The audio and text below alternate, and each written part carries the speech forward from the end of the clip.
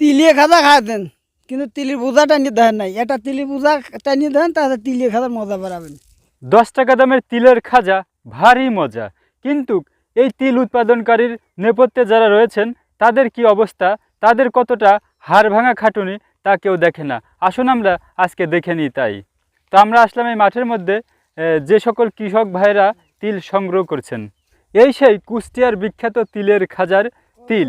এই তিল থেকে উৎপাদিত হয় কুষ্টিয়ার নামকরা বিখ্যাত সুস্বাদু ও মজাদার তিলের খাজা, যার খ্যাতি রয়েছে বিশ্বব্যাপী।